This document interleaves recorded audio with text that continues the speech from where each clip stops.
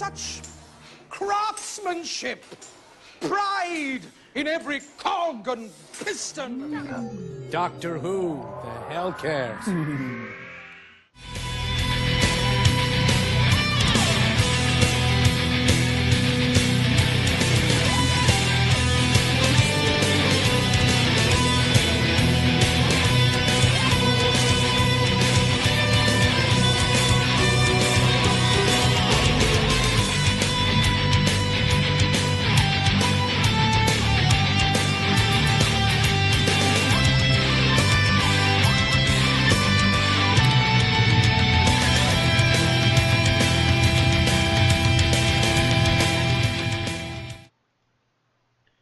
Okay.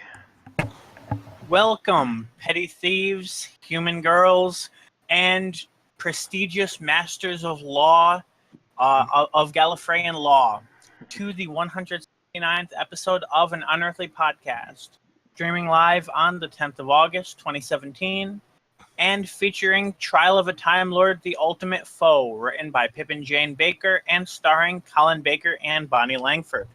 It's over. It's over.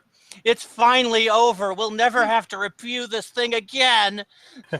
Except for the last half of the last episode that got eaten by Twitch. Yes, but we're doing that tonight, so yeah. We won't have to go back to this again. Thank you. Thank you so much. I am Bill Sylvia, the Man in Black, and with me are Mad Matt Winchell. I admit it, I bought cutie honey. Randy Ronson McCulloch. Aaron Romeo Moon Burke. No game, no life. And Tim the Enchanter Sheridan. Hey! As Aaron pointed out, we did have a bit of a technical hiccup with apparently Twitch not wanting Trial of a Time Lord to be, or Terror of the Vervoids to be exposed to the world, and the majority of our review after the summary was eaten. So we'll be briefly covering our general thoughts on that in between news and our review proper. Which is why I'm going to be watching OBS like a hawk to make sure it doesn't do that again. Please. Because if it hangs again, I'm stopping it completely and starting it back up again. Also, Okay. I'm trying something different this week. I am actually lowering the frame rate a little bit so we can hopefully run things a bit smoother. Okay. And so that people are not blinded by the Master's background. Oh, they're still going to get blinded by it. Look at it, and all of its 80s. technicolor. So 80s.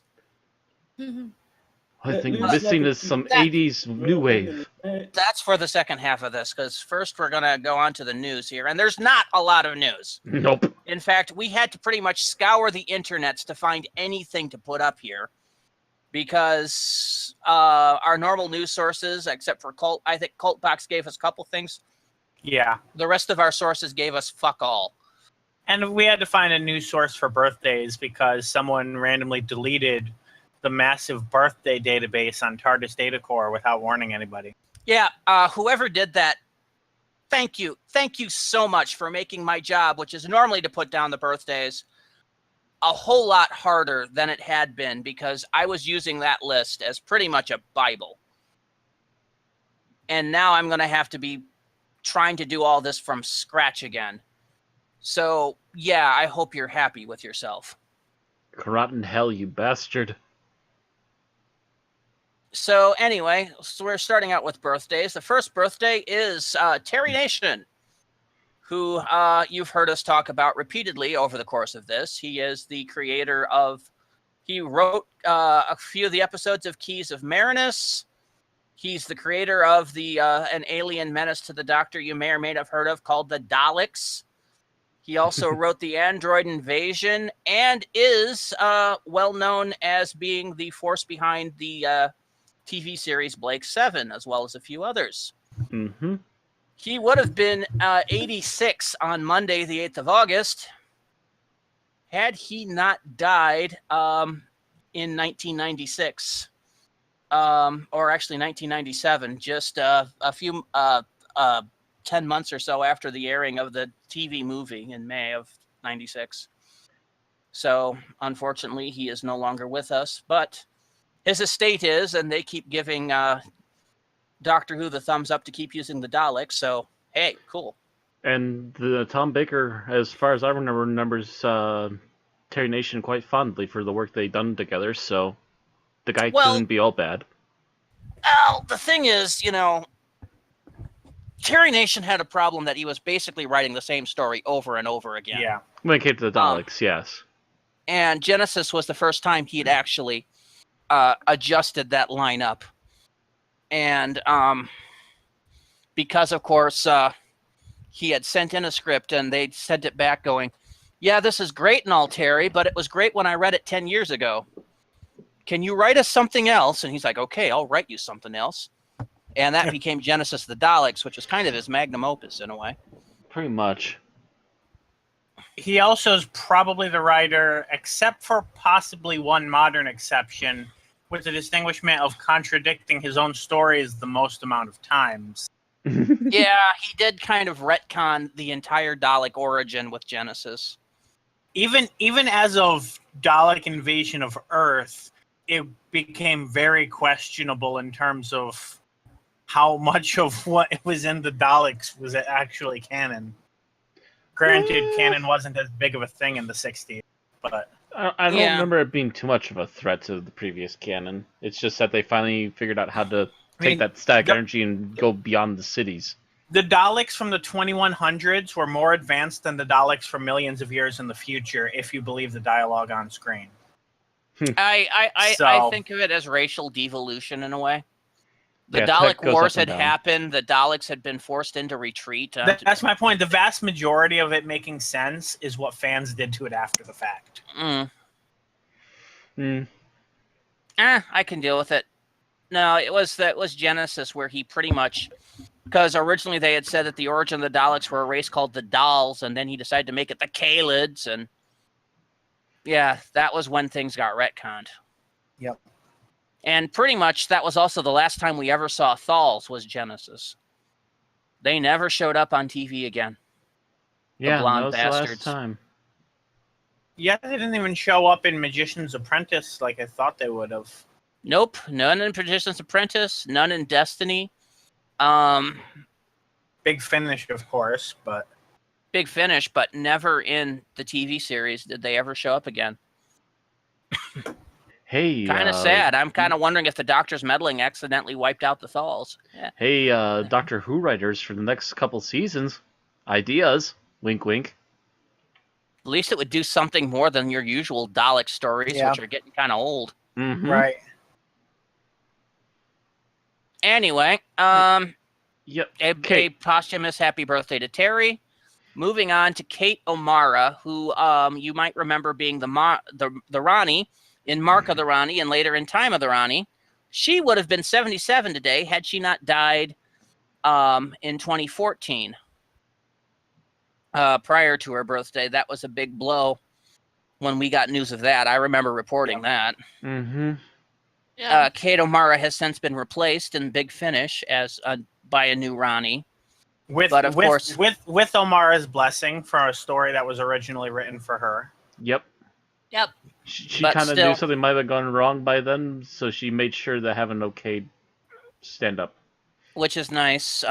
Again, a posthumous happy birthday to Kate. Mm-hmm. And then our non-posthumous birthday is Roberta Tovey, the movie version of Susan. That is, the one that was with Peter Cushing. Mm-hmm. Turned 63 yesterday on the 9th of August. Gosh, the Doctor Who movies were a long time ago for her. She turned 63. Yeah, how old was she? Like 14? Not even. I think she was like 10. Well, it was about 50 years ago that it was aired, so depending on how long it took in production, at the most 12 or 13. Probably younger than that when it was filmed.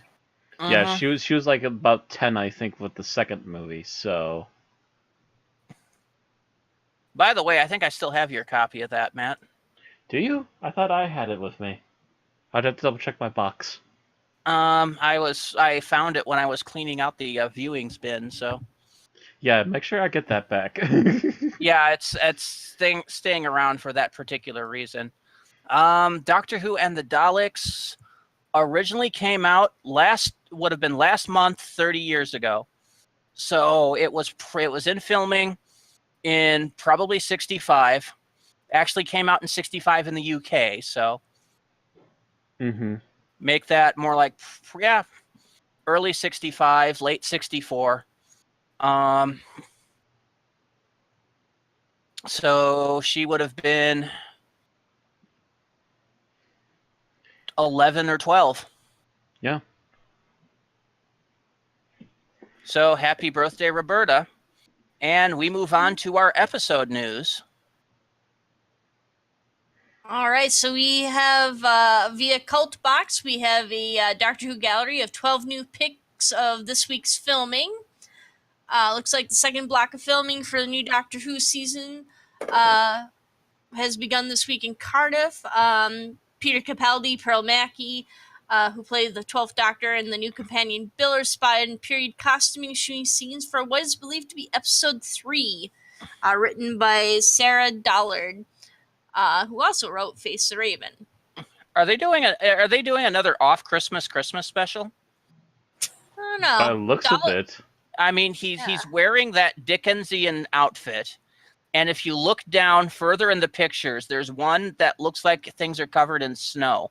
There's a couple more than one. There's like a couple of things where everything's obviously covered in snow. Are they bringing back the snowmen? Which means if this is being filmed now, it's August in Cardiff. So yeah, they faked snowed it. So it's obviously a winter thing. See, Doctor Who can afford fake snow, but Game of Thrones, nah, they have to wait till the real winter to. That's because they like realism. When winter is coming, it's got to be fucking winter. I will add that it's some very good fake snow, though, because if you look at some of their imagery, you can see that the stuff actually melts. Yeah, it's you can see Peter Capaldi running around in a parka. Mm-hmm. I'm kind of waiting to see parka, but I'm kind of waiting to see a lizard woman from the dawn of time in these pictures, but I'm not seeing her. Yeah. You'd almost think so. I wouldn't mind seeing except for one thing. This is not written by Moffat. Haha. This is Sarah Dollard, not Stephen Moffat. Therefore, you're not seeing. Yeah, and I would hope that of all people, Dollard has actually been proven to be a pretty good director lately, especially for Doctor Who, and she probably wouldn't have put up with Moffat's tampering bullshit. Dollard is also quoted as saying she doesn't kill the companion this time. Yeah. I just realized that after Moffat leaves, we probably won't see any more of the Preternaster gang. Probably not. I'd like to see them return about as often as the Brigadier did in the 80s. Yeah. Yeah, like at least once or twice per Doctor. Unless Moffat does write some episodes under Chibnall. Which is also a possibility. Of course, yeah, that's true. And he might be able to write better at that point. Chibnall, of course, might lead to a return of Captain Jack and the Torchwood Gang. Gaddis will probably keep writing once per season. Oh, yeah. Yeah, unless Chibnall looks at Gaddis's writing and goes, no. Yeah. No, Mark, go back and write it again. Bad Mark, you know better than this. Try harder. I wonder if the sign is some kind of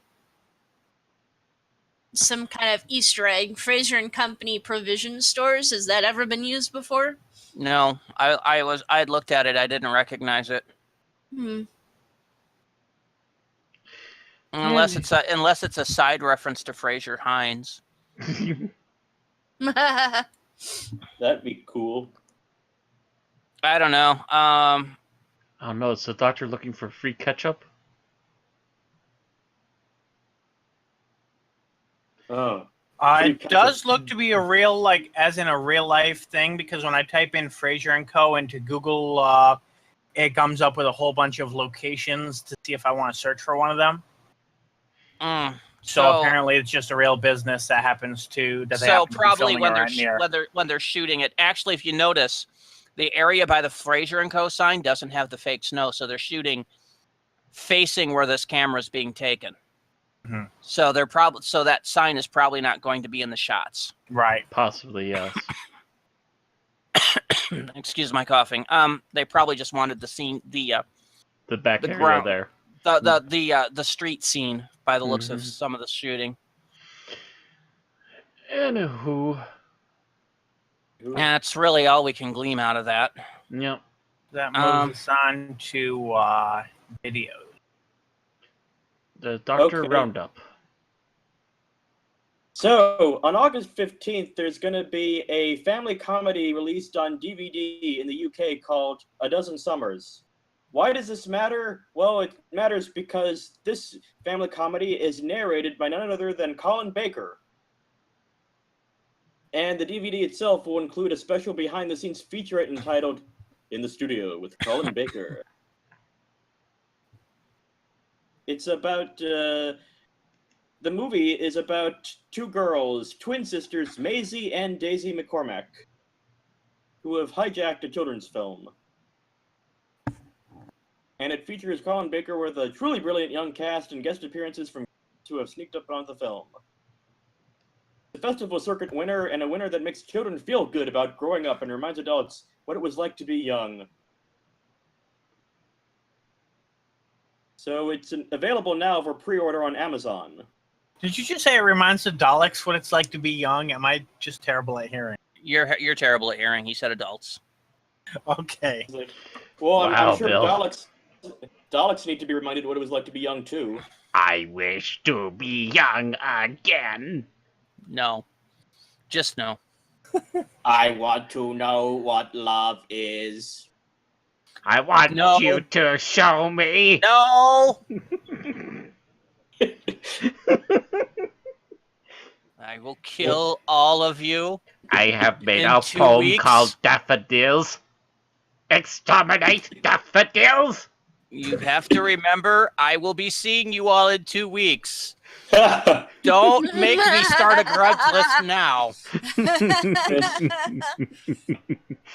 Also, there are two non-fiction books out. One, called The Warzel Book, is about the making of the series Warzel Gummidge, which starred John Pertwee. This was what he was doing after his stint as the Third Doctor. It was his other famous role. Mm-hmm.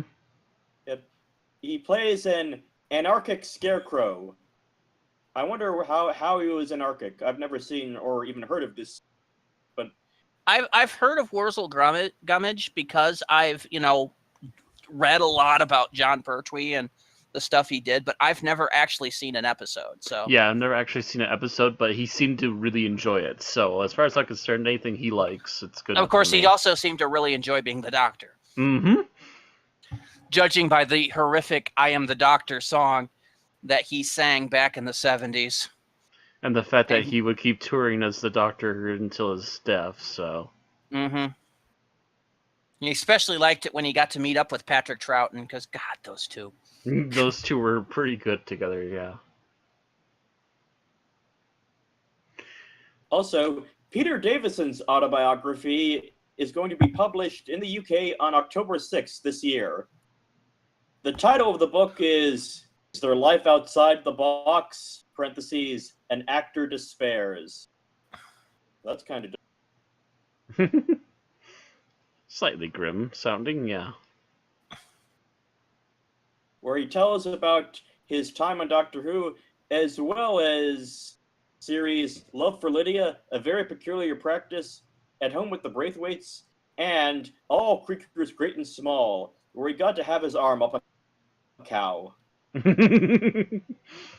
Does he mention the bit where he got to be the dish of the day? Didn't mention it in the main thing, but you never know.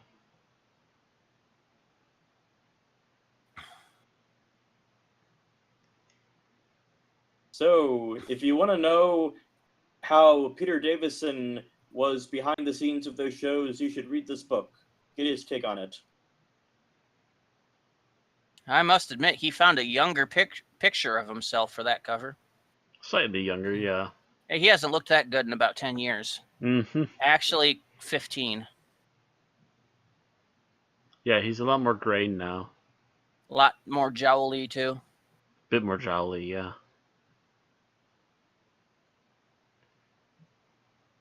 All right, Oh, wait. so that moves us on to Big Finish. We have some new releases from the Doctor Who main range is Doctor Who Fiesta of the Damned. This is either the second or the third of the trilogy featuring... Oh, no, it's the second of the trilogy featuring the Doctor, Ace, and a returned Mel. In search of a taste of the real Spain, the TARDIS transports the Doctor, Ace, and Mel not to sizzling Fuerteventura or the golden sands of the Costa Brava, but to 1938, amid the horrors of the Spanish Civil War. Having fallen in with a ragtag column of Republican soldiers, the time and space travelers seek shelter from Franco's bombers in the walled city of Farisa, only to discover themselves besieged by dead men returned to life. Ooh. Sounds actually pretty good. Mm-hmm. Sounds And like a also historical out with now... teeth. Sorry, what you were saying? Sounds like a historical with teeth. Yeah. Also out now is the finale of this current series of the fifth series of the Fourth Doctor Adventures. About nearly tied your tongue there, Bill. I was saying the current series, and then I saw afterward that it says on the first line fifth series, so I backed up. Featuring Lala Ward as Romana and K9, John Leeson as K9. Affirmative. And David Warner as the villain. Ooh. The TARDIS crew have unknowingly become embroiled in a web of deceit. A trap has been laid across time and they have no possible means of escape. Destiny has ensnared them. The Doctor is finally getting the chance to see the conglomerate's work at first hand. Romana is working to save the alien Lon once and for all. K9 is returning to ancient Britain in search of an unusual power source. The Doctor, Romana, and K9. Today, one of them will die. All right. Sounds very interesting. We got a lot of good releases coming up here.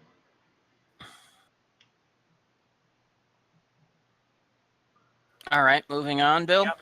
And moving on to news on upcoming releases, we have Jago and Lightfoot Series 12, which just gave us the blurbs for 4 stories, which I believe is the full series.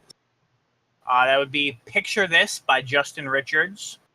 An art gallery is robbed and the curator killed. That might not seem of interest to Jago and Lightfoot, but this is the fabled Scarlet Gallery, where the paintings are said to be haunted, and the curator has been drained of blood, as if killed by a vampire. Bizarrely, the only painting that has been stolen is in itself quite unremarkable compared with the others in the gallery. But even so, Jago and Lightfoot soon find themselves caught up in events that could end in their deaths, or worse. I would have preferred if it was called Picture It. All right. Next is The Flickermen by Paul Morris and Simon Bernard. Jago is rather scathing of the new art of cinematography. Even so, he accompanies Lightfoot to see a demonstration at a fairground. But this is no ordinary film. Can creatures live inside the film or even escape from it? Ellie recalls childhood stories about the Flickermen, and elsewhere people start to flicker in and out of existence. By the end of their adventure, Jago and Lightfoot will themselves be film stars.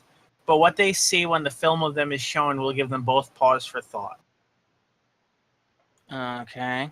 Interesting. Next is School of Blood by Paul Morris. Acting on the tip-off about the possible source of the vampiric murders that are now plaguing London, Jago and Lightfoot investigate a girls' school. Due to a misunderstanding, Lightfoot finds himself offered a job at the school, while Jago keeps watch on Ellie, who they both think is behaving oddly. But before long, they both discover that all is not as it should be at the school. Can Jago and Lightfoot track down the vampire before it claims more innocent victims? Seriously? Vampire? The Well, vampires are back. I'm thinking it's a sequel to Picture This. Yeah. Yeah, that's what I'm kind of thinking too. And it looks like it continues on into the next one. Right. Yeah. Considering the next one's name is Warm Blood. Justin Richards. Ellie tells Jago and Lightfoot that she has been in contact with a group of vampires and can lead the investigators to them. But can they trust her? With more victims turning up, Jago, Lightfoot, and Ellie make their way to a house that is supposed to be haunted, and which could be the vampires' base of operation. But what they find there will surprise and horrify Jago and Lightfoot. Can they survive their encounters with the vampires once the old one has decided they must die? Wow. You know, it would be nice for this series to have a Juliet Landau cameo, but that's probably not going to happen. Have a crossover with the Buffy verse, I swear. Right. They need a Slayer. The Slayers. Because I'm reading these and it's like, wow, these sound like Buffy plots. Yeah. Even the Flickerman, actually.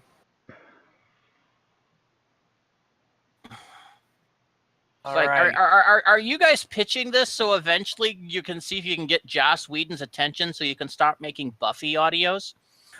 Which, you know, the fanboys for Buffy would go absolutely nuts, except there's no way you could ever get Sarah Michelle Gellar to do it. I mean, this is considering what's been said about Colin Baker, Janet Fielding, Tom Baker, Matthew Waterhouse, I'm sure many, many other names. If Big Finish could rope someone in, I mean, if anyone could rope someone in, Big Finish will. So Sarah Michelle Gellar has been doing everything post Buffy to try to forget about Buffy, I swear.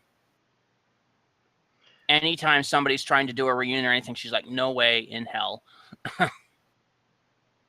So she has to get over that before that, because that's why Janet Fielding wasn't with Big Finish for a while. It'll come back to bite her in the end one of these days. Maybe. We'll see. But anyway, they're already up to series 12 of Jago and Lightfoot. Guys, you need to slow down when your series number is higher than that of New Who. And you started after New Who. Keep going. Apparently it's good. I mean, what are they making? Are they making 2-3 of those a year now? Something sounds like it's at least 2. I've wanted to check it out for a while. Yeah, I've been kind of interested in I've it too. We just haven't had the time. Yeah, I've got like Terra Nerva, which is apparently one of the lead-in Doctor Who serials for it. Or not serials, but like from Big Finish. Stories, one of their yeah. little mini stories, yeah. All right. You got one more, Bill? Did we lose Bill? Pete, He's robotic. What? Bill? when did you lose? When did we lose? Me? Okay.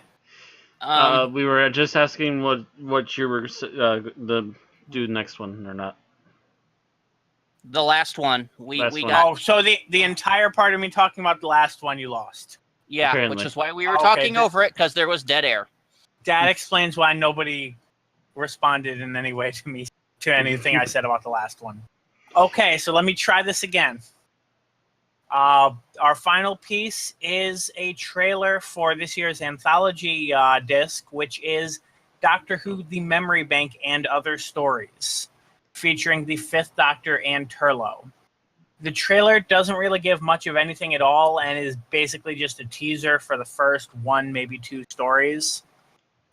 Featured on the collection are The Memory Bank by Chris Chapman, The Last Fairy Tale by Paul, I'm not sure if it's pronounced Majors or Maggers, Repeat Offender by Eddie Robson, and The Becoming by Ian Potter. It's probably like McGrease or something, and it's Welsh. But I say that whenever there's missing vowels. Mm-hmm. I mean, I seem to recall in the behind the scenes of something that it was pronounced something like either Maggers or Majors. I just can't remember which. Okay. All right. The memory first, bank. Yeah, you got to wonder if the Doctor winds up overdrawn at it. Har. My nuts. Did he say my nuts?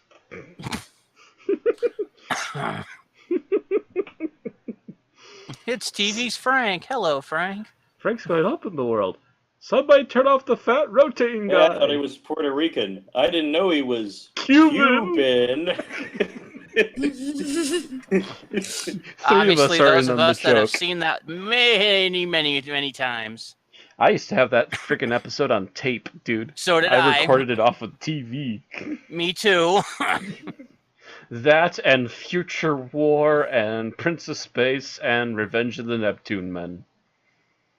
I don't remember everything that was on that disc, but I remember watching it with my friend Doc, and we loved that one. But oh yeah, young this is how Raul much pure Julia. cocaine you need to withstand this movie.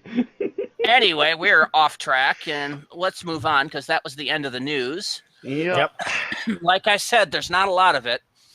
Do pardon my coughing, as I think I mentioned last week. I am getting over a cold, so. Mm-hmm. That did not stop Aaron and myself, however, from going out to the movies on Tuesday, and we, of course, went to see DC's latest entry into the comic book war on the big screen, Suicide Squad. Yep. We spent our usual $5 and saw the movie, and Aaron liked it. I thought it was a bit of a mixed bag. It's probably one of my top 3 movies. Civil War, then Finding Dory, and then Suicide Squad. So this beat out Warcraft? Yeah, Warcraft was a little clunky. I still like it. Warcraft would probably be my 4th favorite one. This is one of the few movies this year that, I mean, well, not few, but one of the movies that I was more than others really looking forward to. And I did end up going and seeing it. I will say that it is a mixed bag, but in terms of just straight up enjoying it and being along for the ride, that I would say 2 or so main characters are kind of enough to carry you through if you're basically just looking for a good time. I came into this with a very trepidatious. Yep, me too. I did not like a lot of their casting. And one of them I would like to say that I was very much wrong on, and that was the Will Smith version of Deadshot. I thought Will Smith did a very good job. Yeah, from the original, Locke.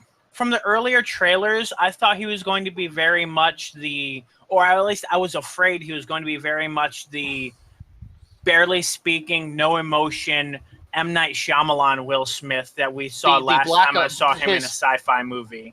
The block of wood Will Smith, and that was what I was absolutely afraid of. Yeah, but this was very much. Yeah, this wasn't completely the regular Will Smith, but it was, very much along that vein to the point where you recognize him as a Will Smith character. Yeah, I think he was a little too much that way, but not enough. Maybe a little bit, but not enough that it actually detracted it really. Right. And that was my worry, is that he was going to come off either the acting block of wood or Fresh Prince assassin, which would have just gone absolutely bloody wrong for me. But he manages to strike a good balance, a little closer to Fresh Prince than I would have liked, but not bad. It was a lot better than I was afraid it was going to be. Also, the character of El Diablo, I thought was very well done. He was like Agent J 50 years down the line. Diablo, which is Spanish for the Diablo. Yeah. I thought his character was very well done and very well acted. I was not as pleased as many people on their version of Harley Quinn, but it has a minus that I don't like that particular iteration of Harley Quinn that they're going for, i.e. Crazy Slut Quinn. Just doesn't do anything for me. So that was already a minus against it. For what she was playing, she didn't do a bad job. My only issue with her is the fact that she doesn't really have an arc, and one of the things that I really like about Harley Quinn is the way the character has evolved since the 90s, in the way that and of course she regressed a little bit with the New 52, but in the way that she's kind of, learned to live without the Joker and then become a character in her own right. In this, it's pretty much just a footnote in terms of her own history. She is the same character at the beginning, and at the end. That's actually the only complaint I have about her character personally here, that other than the big exposition dump that affects all of the characters in the maybe they're hoping on developing her later on. I'm kind of expecting one of the Batfleck movies to be Joker and Harley versus. In that case, I wouldn't have done Slut Quinn. I would have done the more traditional Harley. They did kind of show her in flashbacks from when she first started out. She was wearing the Harley suit and everything. Yes, I know. I saw that. And I actually liked that iteration of Leto's Joker and Harley Quinn better than the one I saw in the present. Somebody did point out who had some familiarity, I guess, with the location that that scene of them getting dressed was allegedly set in. And basically the idea is, it's a very hot, humid environment. You wouldn't be putting on the full Harley suit either. Yeah. No, not that one. They were showing in her flashbacks of her meeting the Joker and all of that. They showed them, I think, dancing with her in the traditional Harley suit. Yeah, that's what I mean. Yeah, they show the flashbacks of it. But yeah, it makes sense that she didn't wear it later on. Yeah. I did like the fact that they showed a little bit of her story, like her origin story, at least. I'm actually working on an article about that, because, they kind of expand it from what the animated series had, and I do find that it's a very interesting look at that. Yeah, but at the same time, the film spent too much going, this is Harley, she's sexy. Yeah. And that was kind of, I think they just dwelled on that too much. The next thing, of course, that takes us to Leto's Joker, which I did not like. And he's basically Heath Ledger's Joker taken up a notch. And he's taken up a notch in the freaky, insane portion, but he still doesn't have that sense of humor and jocularity, for a term, that the previous Jokers ever had. He's a psychotic freak, and he's scary as hell, but that's not all that makes the Joker, and they seem to have forgotten that. Mm-hmm. And that's a bad thing for Joker. I will say this is something I had kind of mentioned to Rand before we started the podcast, and that's I largely feel that there was too much Joker in this film, and that some of his scenes should have been post credits, some of his scenes should have not been there, and he should have been mostly kept for the next movie, which apparently is what they're setting up for. And in that case, there really isn't the time or place for, I don't know if comedic is the right word, but the dark humor of the Joker to really show itself. Brand did mention one scene, the scene that I feel probably should have been post credit, where he definitely would have been a bit more comedic than he actually was. But other than that, I kind of feel that was something better saved for later. Here's something funny that I found out through Facebook and other things that I've seen pop up about this. They actually cut back the Joker footage. Apparently so much so that there are a couple people out there trying to level lawsuits for supposedly false advertising, because they cut so much of it that was actually in the advertisements. People are acting really crazy about this movie. They're trying to shut down Rotten Tomatoes because it gave bad reviews, as if it's never given bad reviews to a good movie before. And then there is that. People really need to, if you're going to be filing lawsuits, file lawsuits at presidential candidate who's suggesting people assassinate other presidential candidates. Yeah. And yet people like Billy Corgan are all up in arms over people threatening to kill Donald Trump. A little bit, hypocrisy going on here. Just saying. Just smacks of crazy. People having, everyone gets up in arms over people having Facebook pages devoted to, trying to shoot Trump, and no one's just like, well, just threatened to kill Hillary. Not to get derailed like that, I do have some things that I do definitely want to point out as what I see as the main flaws, and that is, in many ways, it feels like a first draft. There's about 30 to 45 minutes of exposition dump where the visuals on the screen aren't the person talking, but it's basically someone narrating backstories that really should have been written, that really should have been woven into the story. Harley's backstory was mostly woven into the story, but even she is not completely free of this exposition dump. I don't 100% agree with you. I believe those backstories should have been a lot shorter. Yeah, there should not have been 30 minutes of one person talking about. Yeah, they went into Deadshot's backstory way too much in that little flip scene. There should have been 1 to 2 scenes with them narrating, who they are and what they did.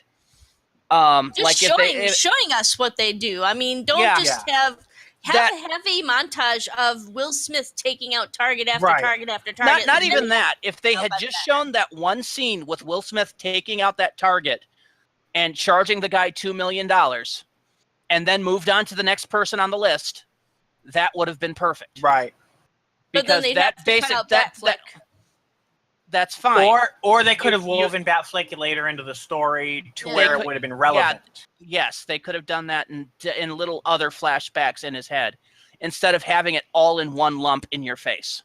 There's 2 people that mainly suffer from this. One person who is basically a red shirt, and they just did a very lazy job with him to begin with, because the minute you see him, you're like, oh, he was on none of the promotional material. He's going to die. Yeah.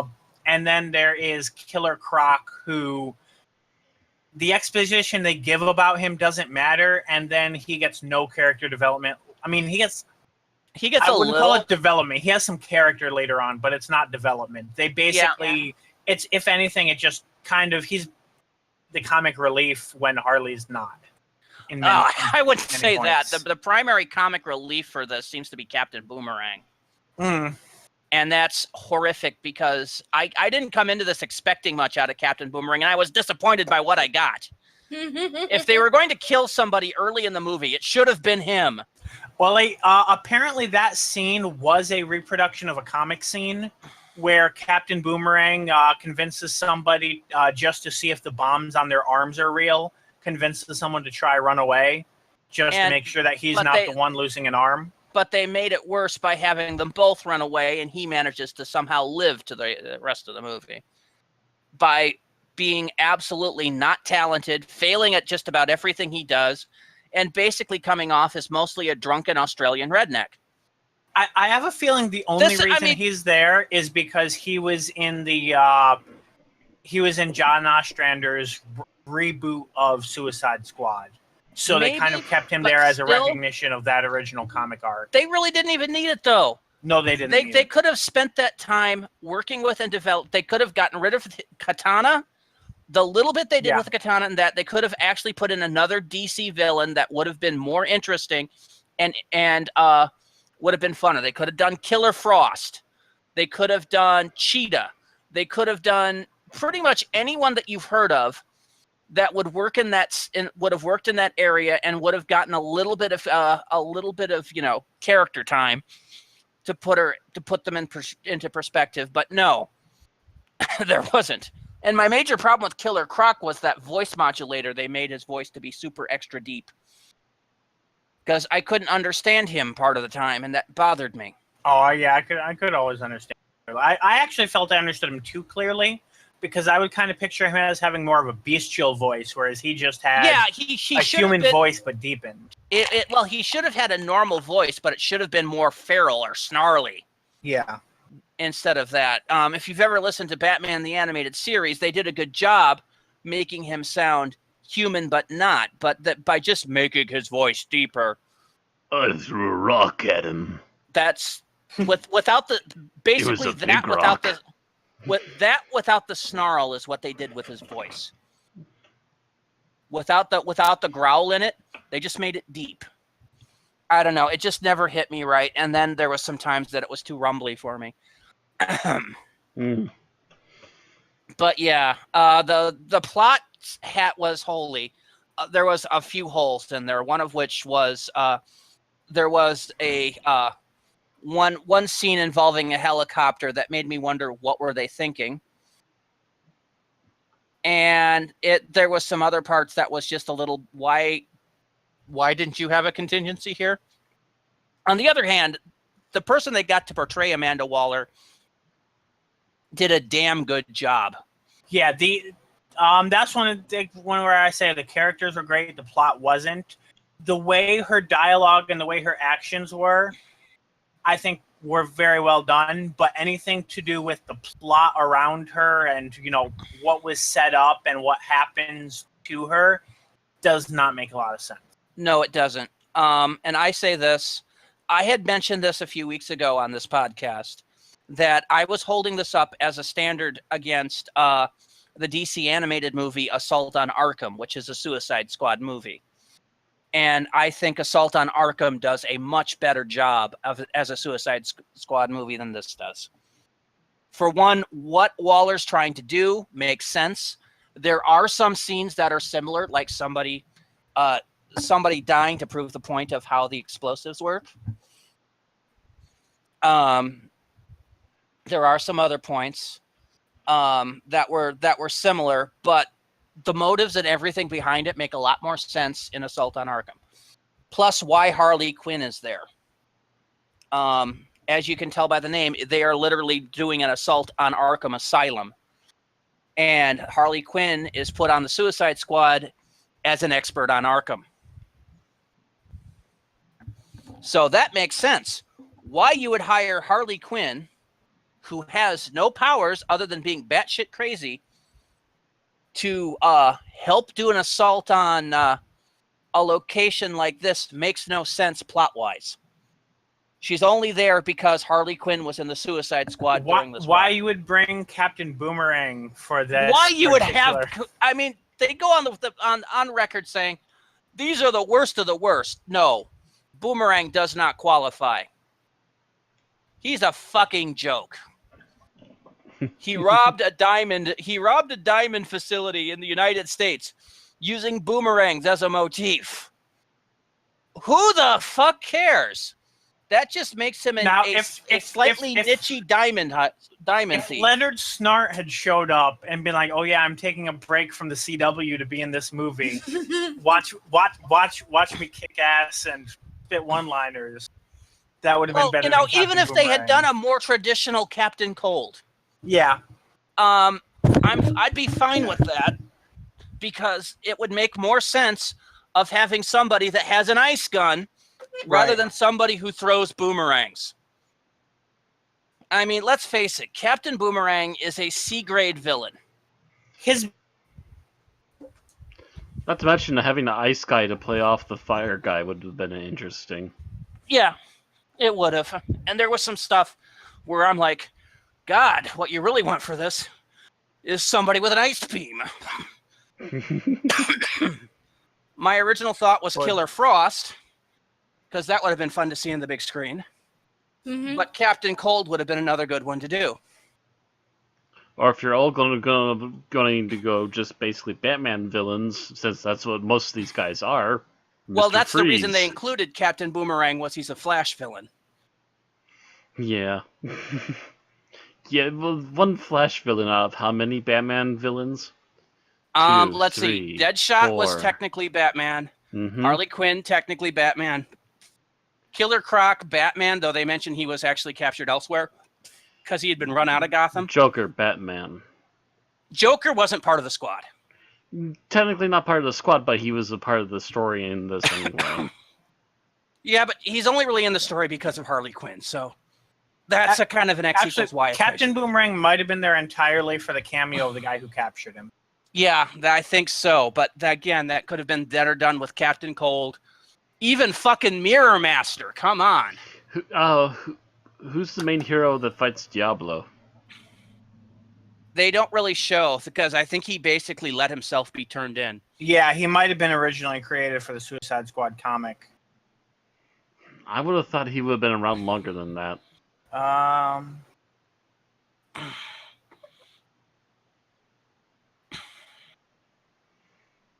And by the way, who's the guy with the army jacket? He's that's Flag. Flag? Mm-hmm. Who the hell's Flag? He exists in comic. He does apparently exist in the comics, but he has no superpower other than being a special forces guy, and his relationship to the plot. Yeah. Literally the plot. You stating the plot. Yar. Rolling in the hay with it, as you will. Let's see. Okay, apparently there have been several Diablo. Actually, let me see. This particular one was Raphael Sandoval. He started one. off in his own. Yeah. Isn't it Raphael Sandoval? Because I'm pretty sure it was I think it was the Sandoval one. Or was it the Chateau Santana one? I think it's Chateau Santana. Yeah, but But apparently his origin was in a comic named after himself, so it wasn't. But So he had his own El Diablo comic. himself began in All Star Western, so maybe Jonah Hex. I really don't. I'm No, not sure. I don't think No. there is. I don't think he had a equivalent. So, he was just there because he was in the Suicide Squad when they started in the New 52. Mm-hmm. Um, And how about Katana? Katana was not actually part of the squad, as in that she was a villain. Flag brought her in as his backup. He's basically there as she's basically an overseer. Yeah. Wow, yeah, that makes her really bland, doesn't it? Yeah, she really. And she was in there for no reason. You could have cut her from the movie. You know why she was probably there? Someone complained that it was a sausage fest plus Harley. Oh, So they're like, yeah. okay, let's bring in more women. Mhm. Well, that's why. But they didn't actually make her a woman. They just brought in a character that happens to be. So Be that's a why you woman, would have yeah. taken out Captain Boomerang. You put in Cheetah, or you put in Killer Frost, Yeah. and you would have had a better time of it. This movie wasn't done. This movie needed to cook. No. Yeah, Another hour. It was a very rough draft. Again, I don't blame the directing on that. I didn't have any problems with the visuals. I didn't have any problems with the acting. And I think it's All of my probably up issues to are Warner with Brothers that they're pushing it too fast, too soon, and they really need to cool their damn heels and actually work these things out properly. Could it have Yes. something? Could it have something to do with the Sinister Six that was supposedly planned for this month and then got canceled? Do you think that maybe that's why it got rushed? So, No, guys, because we're that's been about an canceled a hour couple in, years and ago we now. do have 2 serials to at least partially cover. Okay, Yeah. I do want to say one more thing first. The soundtrack for Suicide Squad is excellent. Bar none, it is probably going to be one of the better soundtracks this season. Not scores, mind you. The soundtrack is going to be unbelievably good. Think Guardians of the Galaxy, people. Think Guardians of the Galaxy. it is kind of Guardians of the Galaxy equivalent. I mean, it covers everything from House of the Rising Sun through Black Sabbath's Paranoid, all the way up to like Eminem. And Although Star Trek had Public Enemy and the Beastie Boys, so yes, I know, but this competition. had even more. This had more really good music that really fit particular scenes. Star Trek had 2 or 3 really good hits. I think this is a ball that Guardians of the Galaxy got rolling, because since then I think there's been a lot more, shit. But essentially, there's a lot more movies that have been taking close enough. popular music from like the last 30 or so years and taking it and then using it properly. Yes, but they did this really good here, where every segue or every kind of montage scene had a very good song that was playing during it. See, I like the songs, but I don't know if they really mashed up with some of the scenes that they were matched to. I enjoyed them, but I thought they matched up pretty well. I think they were just kind of. To me, it felt like they took like some randomly popular songs and slapped them onto the film. I don't know. They felt really appropriate to me when I heard them. They use them so much is that it's almost like a music video when you first start watching the movie. Like, there's not really any time when there isn't a popular song playing. I mean, it's not always Still, a bad thing, but introducing us to Amanda Waller by using sympathy for the devil. Oh yeah, that was pretty good, I guess. Yeah. I just realized, didn't they kill Amanda Waller in Green Lantern? Yes. They did So kill I'm her guessing in the this is not the Arrowverse. same universe. Oh no, this is part of the Batman versus Superman universe. This I know, but they never established whether Green Lantern would be connected to it. No, the Green Lantern movie was thought was going to be the start of a new universe. Yeah. But it was so poorly received that they just went, no. That's what I'm saying. So they've never really gone out of their way to not include it. But yeah, I'm pretty sure. Are you talking about Green Lantern or Green Arrow? No, Green Lantern, Aaron. Green Lantern, the movie. Terrific Green Lantern movie. The one they made fun of in Deadpool. Yes, I know. I thought you said Green Arrow, so. No. There was no Green Arrow movie. Spoiler alert. But no, so if they do decide to introduce a Green Lantern when they do like later Justice League movies or something, it's going to have nothing to do with the Ryan Reynolds Green Lantern. Period. They might skip ahead just to keep Hal Jordan out of it by introducing Jon Stewart or Kyle Rayner, or or Guy Gardner or anybody but frickin' Hal Jordan. The guy who went crazy and killed the rest of the Green Lantern Corps. Spoilers. Either way, those aren't gonna make any difference there. And besides, when they did that Green Lantern movie, was it before or after they started the New 52? I don't remember, and it doesn't really matter. It was after the New 52 came out. It was? Okay, that was before. Yeah, because it was after. If not, it was in time like leading. If not, it was after. It was like in the months leading up to it. Because the New 52 reset everything. So not to do with Green Lantern. Green Lantern and Batman had almost nothing rewritten in their stories. It was a few months before the New 52. Green Lantern came out in 2011. Yeah. So yeah, a few months before like the New 52. Yeah, but what I'm saying is when New 52 came out, anything it had that DC no effect on the Green Lantern or Batman ongoing plots. Bill, that's not what I'm talking about. What I'm talking about is movie and animated film production immediately stopped, changed gears. Animated movie did Paradox to basically reboot their entire continuity. I'm not talking about the comic books at all. I didn't think there was a New 52 in the movies. There wasn't, but basically, when that happened, DC had their film prediction plans. Basically, they rewiped the slate and restarted the character developments again. Okay, why is Google telling me Man of Steel was released in March 20 of 2016? Okay, Man of Steel was 20. Yeah. So Man of Steel is the first film in the modern DC series. And it sucks. Yeah. It's been in Zack Snyder's hand, and all of it's been pretty much crap. This one's less crappy than the others. And, it's still a good watch if you enjoy, action movies like this, if you can ignore the fact that some of the plot seems really contrived. The characters are good. The soundtrack's excellent. If you're a really hardcore Suicide Squad fan, go see it. You are going to be a bit disappointed, but at the same time, there's enough in there that you're probably at least going to enjoy yourself. Okay, so let's talk about Vervoids again.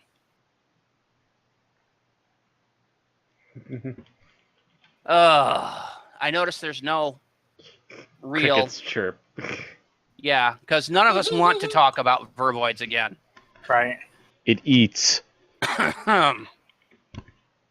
All right, so just as a reminder, Vervoids got from Bill a 2, from me a 1.5, and from everyone else a 2, coming out at 1.9. And that ranked pretty darn low on our list. 161 out of 166 or 165 reviewed at that time. It'll be 166 tonight. So since we can only have enough time to pretty much do anything, let's do quick thoughts on it. Matt. The plot had interesting ideas. Sadly, the plot couldn't execute any of them properly. The costuming effects for the Vervoids were awful and obviously not thought through. Which is sad considering the fact that there are some other robotic alien creatures in this story that actually looked interesting and were completely wasted. And the attempts at comedy to make things more lighthearted only came off as garish and oftentimes even stupid. All right, Bill? The strongest thing about the serial was the introduction of Mel. Sadly, I don't think she remained as strong, but she does, give a good first impression when she's not screaming. Otherwise, the plot very much comes off as being muddled, as if it needs a few other parts or as if it needs a few things to be cut. And there was also just the fact that the story added things that were unnecessary, that it didn't think through very well for the sake of keeping with its gimmick of being, was it train-like? It was Murder on the Orient Express in space was essentially their thought.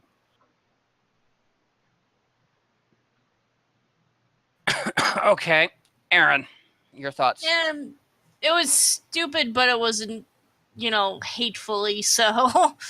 I actually did kind of enjoy the whole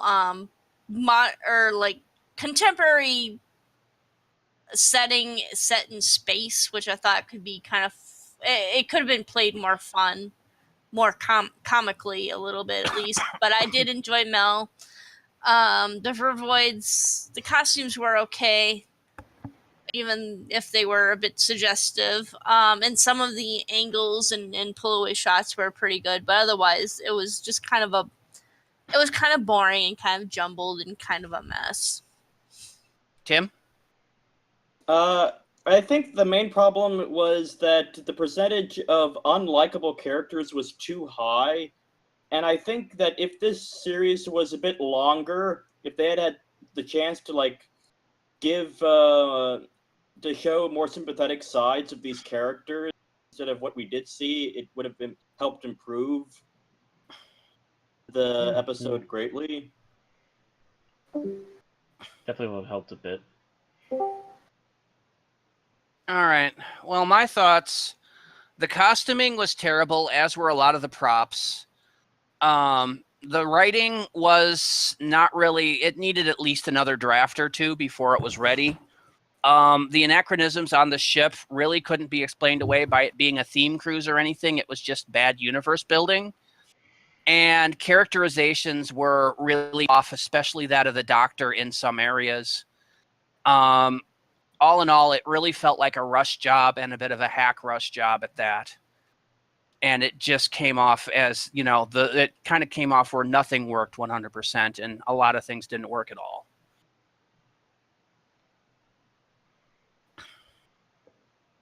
That and Mel screaming. Don't need to say anything more. Okay. Do we have anything else we really want to say about Vervoids? Because I think we've covered all the major topics. The major bases again, yep. Okay, so let's move on, and let's get on to the ultimate foe. Fortunately, this one's only an hour, so there's not that much. But this takes us to our 5-minute challenge, or our 2.5-minute challenge if you want to be challenging. Who's up for it tonight? That's the question. Who did we have last time? I think it was Tim, wasn't it? Or was it Bill? I think it was Bill last time. I did it last time, I think. Yeah, so it was Bill last time. When was the last time you did it, and when was the last time I did it, Randy? I know I did it for Mind Warp. So I'm probably the one furthest out unless we count Tim. Is there a way to roll dice or rock, paper, scissors or something? Rock, paper, scissors doesn't work well over the internet. Sadly. Although it'd be the fastest way. I should have my dice roller out anyway. You get your dice roller out. I'm gonna have a quick look here. Yeah, I can get a 4-sided die here really quick. That's okay. I got it. Aw. My dice roller doesn't take that long. Let's see. Who is it between now? Between me and Tim. I've been banned from doing it. You self-banned yourself. It looks like it's you, Matt. Okay, I'm up, so next time we'll go to Tim. Yep. I will be ready. Probably not, but... At least try. Yeah. All right. Okay, got the stopwatch up. Ready, All right. Matt? I got the title card up, so I guess I'm ready. All right. In 3, 2, 1, go. We pick up a few minutes after the end of the Vervoids, and the doctor is in deliberations as to whether or not to continue with the trial because he does need some more substantial evidence, but without any actual people to back him up on his stories, it's not entirely possible for them to figure it out. And just as this is becoming a problem, we suddenly see two casket-like shapes being teleported in the same way the TARDIS was. They reveal themselves to be Mel and I forget his name, Brox? Glitz. Glitz and Mel quickly make their way into the main chamber, and suddenly the Doctor now has his first-hand proof. Talking to Mel and Glitz, they realize that the Matrix has not only been previously hacked, but it has been easily hacked several times by other people, and information has been leaking out of it for some time. And the Time Lords have actually tried to cover their tracks, which caused the entire planet shift from the first story of Trial of the Time Lord. And so, with this all coming to fruition, we also come to the realization that there's someone else in the Matrix right now, and we get blessed by the presence of the Master, who then also points to the Valeyard and goes, "Hi, Doctor. Yeah, he's your evil side, by the way, Doctor. He's somewhere between your 12th and 13th generation." With everything just tumbling around the Valeyard's head, the Valeyard quickly decides to make a run for it and goes into a back entrance into the Matrix. The Doctor and Glitz quickly follow forth and try to catch up with him. They continue to work their way through a series of crazy little machinations, both by the Valeyard as well as other plans being worked on by the Master, in order to finally come up on top, hopefully. The Doctor pretends to fall for a few tricks while planning a few of his own ahead of time, and finally unveils one of the fake assistants of the Valeyard to actually be the Valeyard in disguise. Figures out his plans to try, they were partially in plans to try and take the Doctor's regenerations, but his true goal was to actually kill some of the people that were there at the court, and they send Mel back in time, who also tried to proceed to help with what was going on in the Matrix, and sent her back to save all the Time Lords before a huge explosion that would have possibly killed most, if not all of them. Supposedly during this explosion, the Valeyard is killed, and the Doctor manages to barely get out in time, with the Master and Glitz both trapped temporarily inside the Matrix. They're safe, and the Master of the Matrix is told to try and repair things and get them out of there. And Glitz might be let off lightly because he has possibilities of being a better person.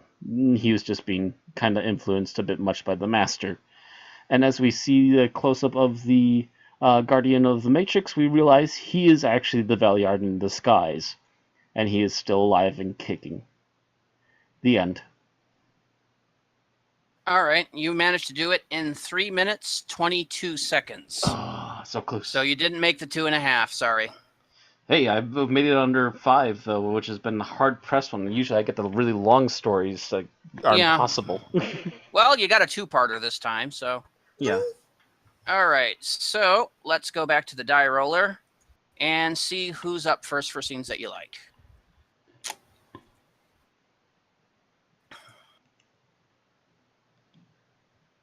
And it is Bill. Just what I like about the episode. Yeah, like overall. Sorry, not scenes that you like. Like overall. Sorry. Kind of like that it's batshit crazy. It's completely different than anything else this season, and it's just very refreshing as a result. I agree. All right. Tim. I really liked the overall campiness in this episode of dramatic pointing and the dramatic turns and feels. Like when the doctor points at the Valyard and says, "The Valyard did it," and then the Valyard keeper turns and it's the Valyard, and We're listening to you, Tim. Hello? Hello? hello. I think Here he comes. you kind of faded off there. But I love the overall campiness, campy dramaticness of the episode. I think you got it right the first time, campiness. Because it was a little over dramatic. I'm surprised we got through this entire trial thing without using a Phoenix Wright opening reference somewhere in here. Well, there's not really a good moment for it. Except for maybe actually one scene in this particular bit. With Colin Baker pointing. Yeah. It would have been funnier if we would have thought that sooner. Oh well. That's a good example of like the kind of thing I'm talking about. Pointing. Yeah. All right. Matt, you're up next. Oh, I'm up next, huh? Yeah, because it was Bill, Tim, now you, and then Aaron. So, general thing I liked the way that the villains were playing off of each other in this one. The Master has plans, the Valyard has his own set of plans. Sometimes Glitz would play off the Doctor, but he would also occasionally play off some ideas from the Master or react to whatever plans the Valyard is coming up with. Just the villains are actually probably the more interesting part of this piece. All right, Aaron. I'm going to kind of hang off of Matt's coattails with this one. I liked the Master in this episode. I liked how he actually feared the Valyard, how there was a bigger bad out there that he was, we've seen him tangle with Daleks and other kind of nasties, but the Valyard is the big one that the Master is the most fearful of, and he's willing to come up with all these big schemes to kind of undermine the Valyard at whatever cost, even if it means teaming up with the Doctor temporarily. In bits and pieces. In order to get them to destroy each other, obviously. Mm-hmm. All right, and I'm going to pass, because I honestly can't think of anything I liked. Aw. Get the feeling I know who our negative Nancy for this episode's going to be. What didn't you like, Bill? I'm going to go with the fact that it feels very rushed. Like they are scrambling to justify what they're doing without actually having had the chance to think it through and cause it to make sense. Which, if you know what happened behind the scenes, is pretty much what happened. Yeah. So they had one writer hospitalized, another one quit, and then it foisted off on Pip and Jane Baker at the last minute to finish it up, and made you wonder if Holmes hadn't been hospitalized, what the ending would have been. All right. Tim, what didn't you like? What didn't I like? Mm-hmm. Huh.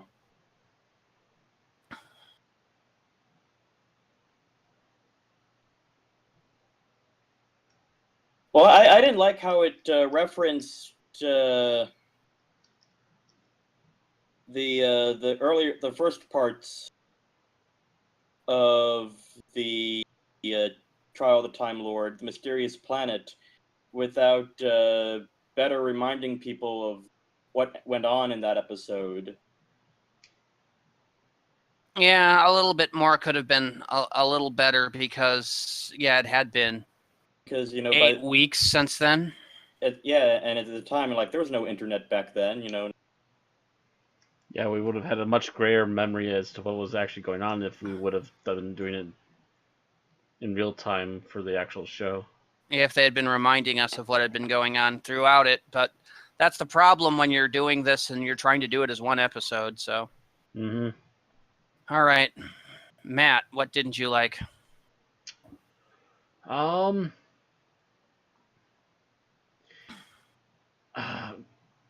don't think it was so much the speed of things. I think that they were a little bit too hodgepodge about how much time we should be devoted to what part of the actual story, and so some parts that felt like it should need more time were a little too rushed, and other parts that didn't need as much time took too long. It's kind of the general feel I got in different parts of it. All right, Aaron. I didn't like some of the childish nature in the Doctor that was brought out. That was also echoed in the Valyard, like when he's sitting there calling the Valyard childish names and stuff like that. And it was just like I half expected him to yell "Smellyard" at him. I don't think he actually did that one. No, he didn't do that one. He did some other like stockyard or something like that. Brickyard, graveyard, boatyard, a few others. Yeah. Well, at the same time, you got to remember, even if they didn't, instinctively, I think underneath it all, that there was an immediate reaction that they were two aspects of the same person. And two doctors generally don't get along with each other. And that was kind of what they were going for in this. I think it fell apart a little. Yeah. All right. So what I didn't like is it felt too chaotic to me, too random. I mean, obviously there were those scenes where, you know, they were leading the Doctor into various death traps that were shout outs to the deadly assassin. But at the same time, I don't think they were as well done as the ones in the deadly assassin. And they kind of came out of the blue and disappeared in the blue, and the 19th century buildings didn't make a lot of sense either. So it all seemed to me to be really kind of confusing and pointless. And lackluster, in my opinion. All right. So scenes that you like. I'm probably going to say the fake trial and the whole lead up with the doctor. Like, yeah, I obviously knew it was a fake trial. That was my.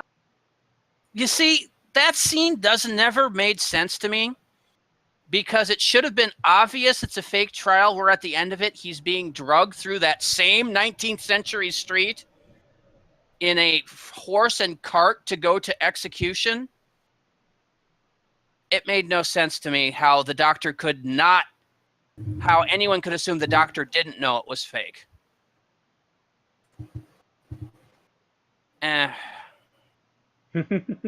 Tim. So my favorite scene was the scene where the Doctor's being pulled beneath the sand and then he rises again, because the image reminded me of that scene in Ed Wood where Bela Lugosi has to pretend he's being attacked by the monster by just the machine broke, just wave it around. I actually saw the behind the scenes on how they did that, by the way. Oh? Yeah, he's basically on a hydraulic lift that's under this tarp that's covered up with like these wood chips and gunk. And basically, everything that looks like he's in trouble is actually Colin Baker just selling it. So that is actually a bit of good acting on Colin Baker's part that he manages to do that so convincingly. But that's also why the rest of the sand around there was that really light color, and everything there was this dark, ugly color. Was because they were trying to cover the tarp and the slight coating. He also went through 3 versions of his outfit doing that. Oh, I wouldn't be surprised. They probably had to keep swapping it out with each take. Mm-hmm. Okay. He was probably trying to get the coat stuck in the sand. So, Matt. Least favorite thing? Or no, favorite scene. Favorite scene.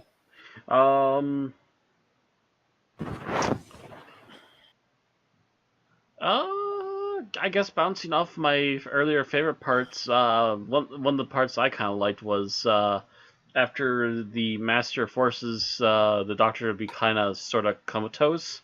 He tries to set up a trap to bring out the Valyard, and the Valyard literally throws explosive feathers back at the Master, going, "What kind of moron do you take me for?"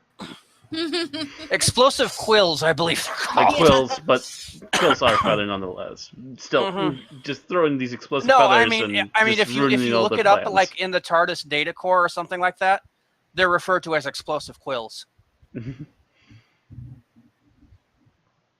But yeah, I found that a particularly amusing bit, and it was nice to see a little twist of a plan like that being thrown back in the Master's face. He throws one quill, and like about 20 of them hit the ground.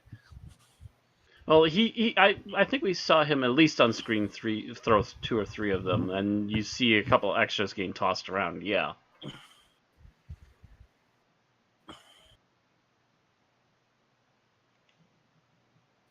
All right. So, a fun Aaron, scene. Favorite scene? My favorite scene is the Doctor accusing the High Council of being corrupt. Oh yeah. Went off about how how he's seen Cybermen and all these other horrible creatures, and then he comes back to Gallifrey, and they're nothing compared to the Time Lords. I should have stayed at home. Mm-hmm. It's another one of those epic Doctor speeches, which you don't get much during the Sixth Doctor era, but nice to see that they were at least still around. Aaron kind of took mine, but I think I'm going to have to go with the multiple Popplewicks explaining how procedure works. Oh god, that nearly drove me stir crazy. Really? Well, I loved it because it is a great example of bureaucracy in action, which is, actually a problem. Pretty much the entirety of that scene, my brain kept echoing inside my skull. Get on with it. Anyway, least favorite scene. And I believe it's Bill. Yeah. Least favorite scene. I'm probably going to say that whole thing with the Popplewick that's not authorized to expect anyone, because it just feels like it drags on and on and Okay, on. you agree with Matt. I liked it because of the example of bureaucracy. But mind you, I would have said the scene Aaron would have mentioned, so hey. The scene that Aaron mentioned. Huh. Okay. Tim. I found it kind of questionable at the very end when the Keeper turns and it's the Valyard. It's like, wait, the Keeper was the Valyard the whole time, or the Keeper killed the Valyard? Or the Valyard it's never really explained. Oh yeah. It looks cool, but still, there's little substance to it. There's little substance to it. It really screamed to me like John Nathan Turner said, "We need a cliffhanger." Mm-hmm. Pretty much. Twist, he's still alive. Matt. Okay. Rolling up the sleeves. Wanna know what scene I hated? We proved that Perry's still alive by recycling footage from the first story in this arc. Yeah. Or actually, not the first one, the second one. You know how that came about, don't you?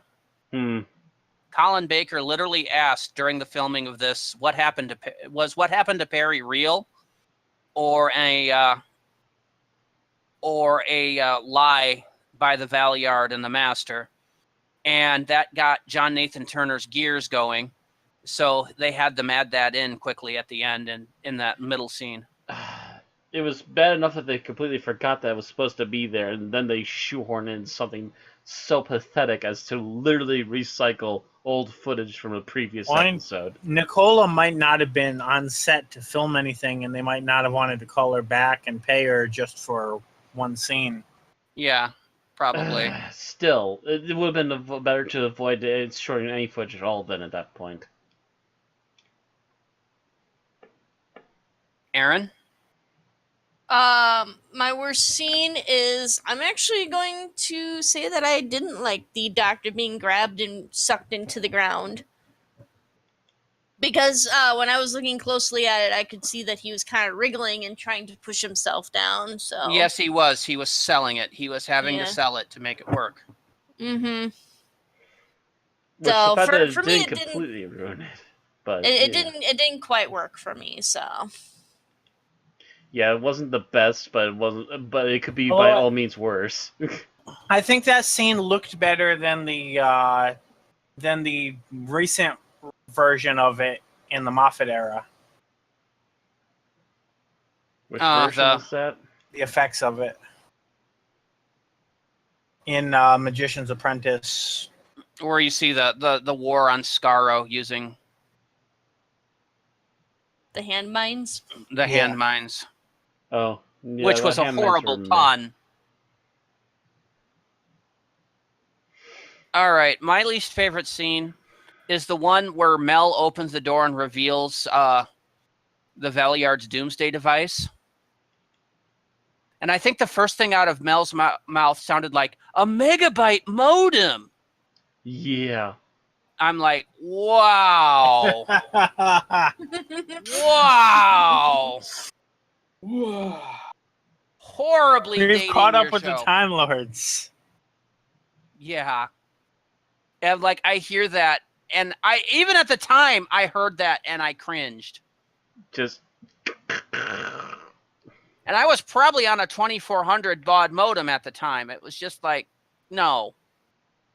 I heard it and I knew that was going to be dated at some point. It was already dated at the time. No, it wasn't really. 1986. I think at the time, 600 or 1200 baud modems were the thing at the time.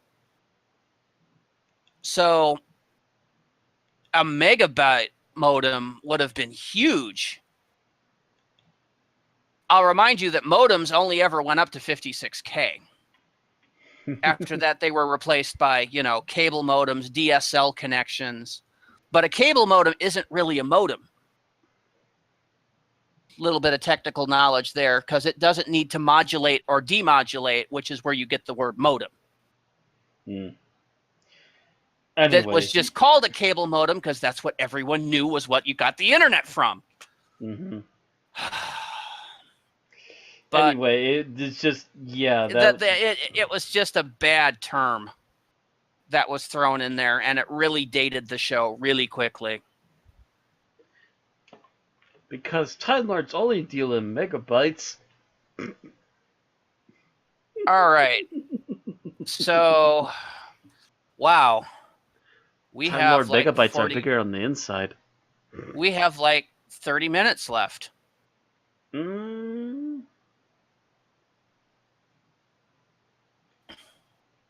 So? We started at 10:20. I was well aware of keeping an eye on it when you started. Was it at 20? I thought it was closer to 10. I know it was closer to 10. It was 20. I was watching. Yeah, it was 10:20. I was watching because at 15 you were about ready to go, and then somebody needed to go get a drink, and then yada yada yada, and it was 10:19 when the countdown began. So yeah, we have about 30 minutes to kill. Is there anything else anybody wants to say? Silly hats. Lots and lots of silly hats. I'm still not entirely sure how the Master's plan worked, like how Gallifrey descended into chaos at just the right moment. Yeah, that was never really explained. Like, I get that they were trying to get all those people into that room at the same time, although I'm not sure why If the Valyard wanted to kill them all, unless the Valyard had the same plan the Master did. It was if they had mentioned somehow that the trial was being broadcast to all of Gallifrey, right, and Gallifrey was rioting at the result of learning that the Time Lords had, basically put Earth to the sword to cover up their own oversight. Or if the Master had done something using the Matrix, or the president was in a coma or something. But it didn't make sense. That part of the Master scheme didn't make sense. It didn't. Why Gallifrey erupted into riots and why the Master tried to take power by just having a copy of what's in the Matrix. It didn't make sense. Also, that screen. That freaking Technicolor screen. Anybody else have some mild Max Headroom flashbacks? Anybody here besides me and Matt remember Max Headroom? Crickets are chirping. I feel depressed. I feel old. Come here and give me a hug, honey. I feel old. I can't. I'm attached to a cord. Oh. If I had a wireless headset, maybe. I looked into the wireless headsets. They're A, really, really, really expensive, and B, not nearly as good quality. Anyway. Pretty much my argument for anything wireless these days. Anyway. Anything else we need to say about Ultimate Foe? Going once? Going twice? Final thoughts. Bill. All right, final thoughts is that it feels like a nice change of pace from what Trial of a Time Lord is up to that point, possibly because it's a single story, not constantly being interrupted. It definitely feels very rushed, like we go from episodes upon episodes of stagnation to all of a sudden it's 3 Time Lords playing a 5-dimensional chess game at rapid pace. Altogether, it's I don't know if there's definitely parts of it that are enjoyable and parts of it that are just kind of strange. All right, is that everything you got to say? Yeah. All right, Tim. I thought this was okay to good episode. The problems I had were just minor things, and I really liked Colin Baker got to shine, as well as the character. And I thought the Valyard was good. He was better than he was in the previous episode because he was actually interesting, I think, this time. Revealed who he was. I don't know. Half of his lines were going, yeah! Well, that's what I like about him. And I also liked Glitz. So I think this was an okay episode. All right. Matt? I have to agree, it's a very okay episode. Not particularly great, but not particularly horrible either. The plot I could at least follow and understood. Some of the ideas, some of the execution though was quite faulty. The whole weird old streets of London kind of look and all the disembodied voices that led to nothing, and a whole bunch of really fluffy, non-useful scenes and stuff. It could have used a couple more passes to try and clean up the story. All right. Aaron? I actually kind of like this one. I like the Nightmare World. I thought it was kind of weird and strange with a lot of nonsensical stuff and a lot of kind of scary stuff happening too, like hands coming out of the ground and random hands appearing out of a barrel and stuff like that. And I love the atmosphere of the darkened kind of Victorian town with nobody in it and everything. Just the feeling of isolation. So I actually really enjoyed it. All right. I personally think this is a chaotic mess that doesn't make a lot of sense when you look at it. The Matrix scenes, while they kind of made sense when they did them in Deadly Assassin, don't make near as much sense in this, as the Doctor doesn't have someone else actively stalking him like he did in the Deadly Assassin. At the same time, the actual plot of what's going on as far as what the Master's doing, what the Valyard's doing, none of it really makes a whole lot of sense. And the resolution seems to be kind of haphazard and thrown on. There's some good acting in this, but the acting can only go so far when what you're handed is basically lackluster. You can only shine you can't make a silk purse out of a pig's ear. All right. So ratings. Let me get the correct window open. And I believe Bill was on first. Yep. I'm going to go with a 3, I think. All right. Tim? I'm going to go and give this a 3.5. Matt? I'll be a flat 3 again. Aaron? I'm going to go with the 3.5. I'm going to give it a 2. Yeah, I am definitely the lower end of this, but that actually rounds ourselves up around here to making this a flat 3.0. This is middle of the road can be. Pretty much. And that will put Ultimate Foe. Give me a moment. Because it always wants to sort by title, and I don't want it to sort by title.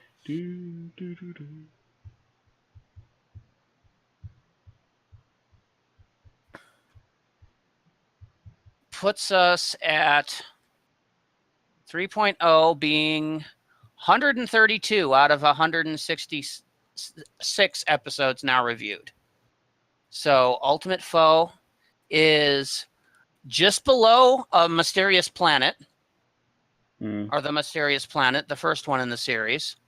It's on par with Wheel in Space, End of Time, Beast Below, Deep Breath, Dinosaurs on a Spaceship, Revelation of the Daleks. It is better than Time of the Doctor and is worse than Master Plan, Time Lash. Wow, worse than Time Lash. Pandorica Opens, Big Bang, Power of the Daleks, Robot, Earthshock, Cold War. Actually, Rings of Cotton, Asylum, Mysterious Planet. Why did we rank Time Lash? Time Lash was the 3.2. Oh, okay. I realized it was that high. Yeah. That's because we don't really have enough low ones. I'm surprised. I personally was surprised it got a 3.2. I hate Time Lash. That's the one with the reptile face, right? No, yes, that's the one with the reptile face and H.G. Wells. It's alright. It is about middle of the road. I think the acting of Paul Darrow, I think, might have brought it up a little. He played the villain in there, but... Yes, he definitely helps. Okay. If you want to look at a total ranking of Trial of a Time Lord, which some sources still insist is a single story, which I guess with the Ultimate Foe, at least you can kind of consider it to be. That's a 2.675 average, which puts it just below Mind Warp and Victory of the Daleks, and just above or around the same area since it's kind of truncated as Time in the Rani, The Caretaker, and Daleks in Manhattan, Evolution of the Daleks. So below par series, and the only below par one that we've reviewed thus far. As Black Guardian was a 3.9, E-Space was a 3.8, rounded up to a 3.9 essentially, and Key to Time was a 4.2 rounded up. This one turns out to be a 2.7. The only multi one that goes below a 3. Youch. All right. Well, since we wound up with time left over, is there anything anyone else needs to talk about? I think you're going to get nothing but crickets, so I think it's time, Bill. Yep. Okay, so if you enjoy listening to us, please go ahead and like the video so other people will see it, and subscribe to us on YouTube and at twitch.tv/Unearthly Podcast. You can also like and follow for news and updates at facebook.com/Unearthly Podcast and twitter.com/Unearthly Pod. And if you'd like to support us or be involved, you can head on over to patreon.com/Unearthly Podcast. All right. And on next week's show, we return to Space Station Zenobia. That's its name, Zenobia? Yes. Not for the Doctor's trial, but for the Valeyards. The tables have turned in Big Finish's Trial of the Valeyard. Almost said Trial of a Time Lord, because I'm so damn used to it. Trial of the Valeyard, written by Alan Barnes and Mike Maddox, and starring the voice of Colin Baker. I am intrigued. Yeah, this is one I haven't listened to before, so this is going to be interesting. Mm-hmm. See you all next time. Bye-bye.